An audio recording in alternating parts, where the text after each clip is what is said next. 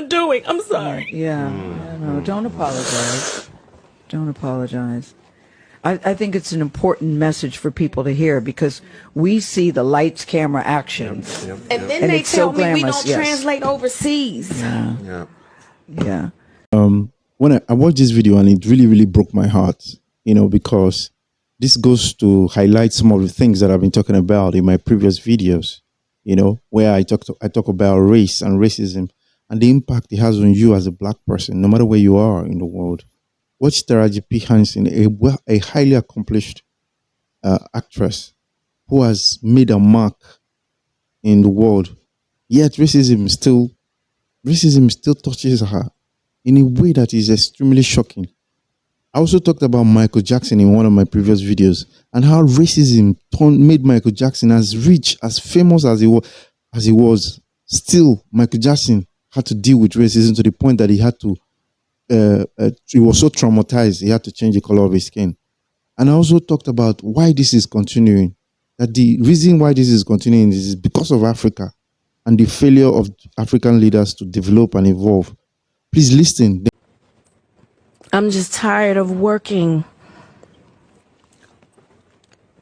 so hard, being gracious at what I do, getting paid a fraction of the cost.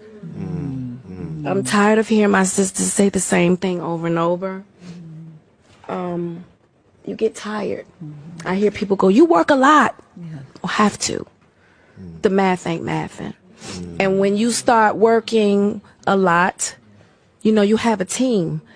Big bills come with what we do. We don't do this alone. The fact that we're up, there's a whole entire team behind us. They have to get paid. So when you hear someone saying, oh, such and such made $10 million, no, that's not, that didn't make it to their account. Know that off the top, Uncle Sam is getting 50%. That's right. Okay? So do the math. Now we have 5 million. Your team is getting 30% or whatever your team is off of what you grossed, Sometimes not more. after what Uncle Sam took. Now do the math. So You're tired. I'm only human, and it seems every time I do something and I break another glass ceiling, when it's time to renegotiate, I'm at the bottom again, like I never did what I just did, and I'm just tired. I'm tired. I'm tired. I get that. It wears on you, Because what does that mean? What is that telling me? What is it telling me? Yeah. And what does it tell me? Yeah. And if I can't fight for them coming up behind me, then what the fuck am I doing? I'm sorry. Yeah. No, don't apologize. Don't apologize. I think it's an important message for people to hear because we see the lights, camera, action. And then And they it's so tell me we glamorous, don't yes. translate overseas. Yeah. I'm tired of hearing that my entire career, 20 plus years in the game, and I hear the same thing, and I see what you do for another production, and when it's time for us to go to bed, you don't have any money. They play in your face. Let's look at the economics of it. If you listen to what Taraji Henson said, she said that they said that her movies do not translate internationally. That's more like saying, so these movies, at the end of the day, they do not see much revenue internationally. I mean, I don't know what data they have, but I can understand. I can understand the analysis in terms of how many people go to cinemas in Nigeria.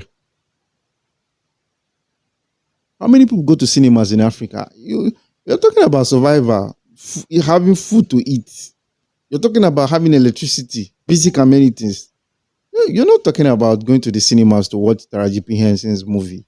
What is the population of the people? So when they say, and besides, because of racism, in the deepest part of China, in the deepest part of India, in the deepest parts of Russia, they don't consume black content.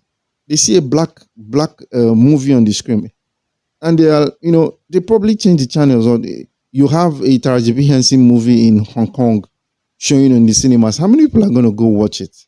I don't want us to pretend. In my videos, I talked about how racism will never end. In my previous video, how racism will never end until Africa is fixed. You see, no matter how successful you are all anywhere in the world, at the end of the day, people always equate you to the African. You're an African. You can never escape. If you like, you might be a basketball player in the United States, or you could be a surgeon, a high-level surgeon in Germany, or you could be an international businessman with a big portfolio in Nigeria, or you are a high flyer in South America, in Asia. It doesn't matter where you are. As long as you have the black skin, you need to understand that Africa, what happens in Africa, when they see millions of migrants crossing over, dying in the sea just to have a better life, they see children dying in Africa. They look at you and it equates. That's what they see when they look at you, no matter how successful you are.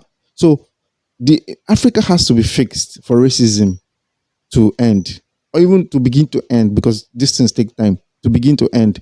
You cannot talk about racism without dealing with Africa, the African leadership problem. But if you watch my previous videos, I talked about something that is very foolish to me when I see it, and wonder why it's not foolish to most Africans. Thanks for watching. Subscribe, like, and share.